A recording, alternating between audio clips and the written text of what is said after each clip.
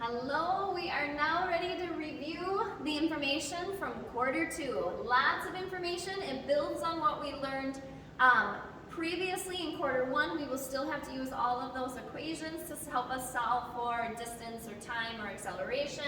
And then in addition to it, we've talked about things like forces, work, power, energy, circular motion, gravitation, momentum, and so forth. All right, so basic review, starting with Newton's laws and forces. Newton had three laws. The first law was the law of inertia, a property of matter to resist changes in motion. So if you are in motion, you want to remain in motion. If you're at rest, you want to remain at rest unless acted upon by an outside force. The second law was the equation that we use to solve for force or acceleration. It's F equals ma. And then the third law, for every action, there's an equal and opposite reaction. We also spend time looking at the difference between mass and weight. Mass is the amount of matter, how many molecules you're made up of. It is measured in a kilogram, whereas weight is the force of gravity pulling down on your mass. It's the effect of gravity pulling downward, which changes it into a force, and it's measured in newtons. If you remember, we have it on our equation sheet, but in order to find weight, you have to use an equation. It's our weight equals mass times gravity equation. And then we could also calculate a g-force, how many times your weight you're experiencing. If you feel 3 G's, it means you feel 3 times heavier than normal. If you feel 0.33 G's, 33% your original weight, or 1/3 your original weight. Moving into work, power, and energy, and some of these things we've used again, work and power, in electricity, but this was back to going along with motion, so things that we're pushing and pulling. So work, you have to have a force, a push or a pull, and it needs to move something a distance. Okay, so in order to calculate work, you take force times distance. The unit of work, you take a Newton times a meter, which they renamed a joule. Power is the rate you do work. So you need to take your work divided by time, or if you break down all the variables inside of work, you have your MAD over T. Mass times acceleration times distance divided by time. The unit comes out, anytime you use a power equation, it comes out in watts, and we can then convert that to horsepower by using the 746 conversion factor on your equation sheet. We talked about kinetic energy. This is the energy of motion. In order to calculate kinetic energy, you take 1/2 times the mass and the velocity squared. All energy and work are measured in joules. Potential energy is the energy of position or height. When you bring something up, it has that possibility of falling, potential energy. In order to calculate potential energy, mass times gravity times height, and once again, it's in joules. And then finally, we learned how to use conservation of energy. That's when the total energy remains constant. When something happens to a system, energy is not created or lost, it's just transferred and cycled amongst it. So we're able to take our initial potential energy and the kinetic energy, add them together and set it equal to our final, and we use this equation right here. All the variables are the same. G is gravity, HI, initial height, HF, final height, VI, initial velocity, VF, final velocity. You work your way through it, solving for the unknown. Circular motion and gravity, capital T. We learned that this stood for the period.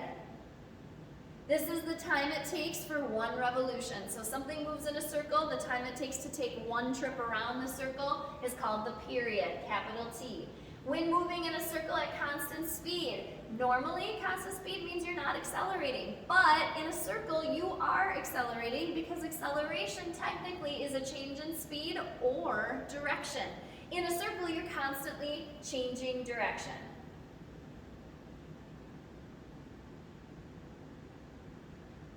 So moving in a circle, you are always accelerating because you are always changing direction. We learned FC, centripetal force. It's that force required. It's this inner pull towards the center of the circle, making you maintain that circular motion. We learned that centrifugal force isn't really a thing. The outward push you sometimes feel when you're on like an amusement park ride, it is just inertia. So if you are driving in your car and you hook a sharp left, you feel like you get pushed outward, but it's really just your body wanting to maintain that straight motion while the car turns. It's just inertia. All objects each attract. That attraction between two objects depends on the mass of them. The bigger you are, the more attraction you make, and the distance between them. The closer you are, the more you feel the attraction between other objects. As you move further from the Earth's surface, the acceleration due to gravity decreases.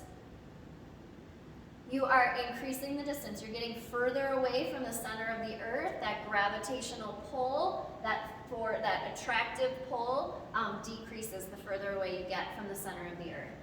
And then we talked about this up here, but in order to find the weight, you need to take your mass times gravity. And that's because weight is a force. It's the force of gravity acting upon your mass.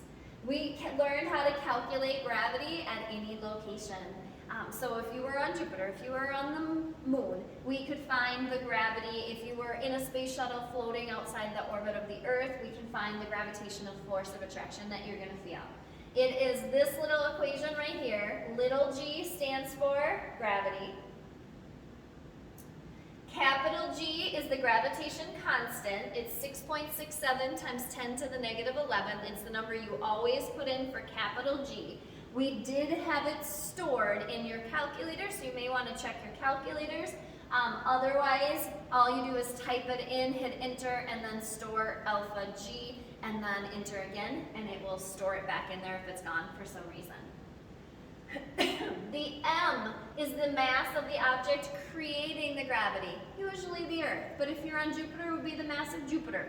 If you were on the moon, it would be the mass of the moon. It's never your mass. You are not creating enough gravity to get anything to orbit around you. And then R is the distance to the center of the object. We can't go to the surface of Earth when we're trying to find the gravity. We have to go to the center of the object. Momentum. We learned that momentum was a lowercase p, even though it should really be an m. M was already used for mass. So lowercase p is how we symbolize momentum. In order to calculate momentum, we take mass times velocity. The unit of momentum, it is the unit of mass, a kilogram, times the unit of velocity, meter per second. It didn't get any fancy name for it. You have to write out that whole thing.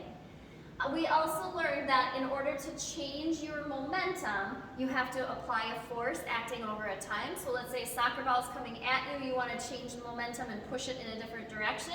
You have a force, you kick it with your foot is in contact with it for a time period, and that will calculate or give it a change in momentum.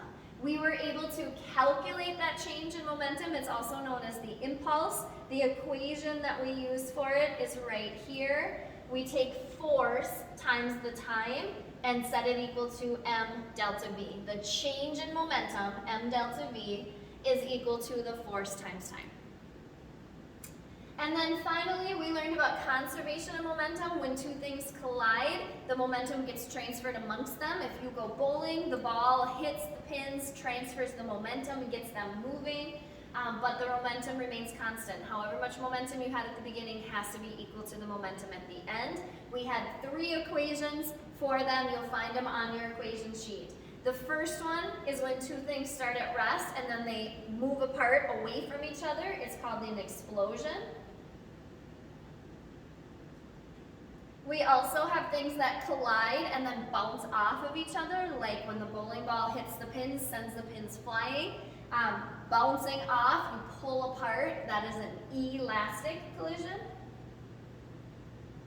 And then finally, when objects collide and they stick together. So let's say you're ice skating, somebody comes at you, grabs onto you, and then moves you to the ground with them. They stick together. That is an inelastic collision. You are not stretching, you stick together. All right, that is the extent of the information we got during quarter 2, kind of summed up quickly. So you guys are going to use the different equations, and some of them I helped kind of walk you through which equations to work with, setting up work, power, energy, momentum, kinetic and potential energy, and then at the end, circular motion and gravity.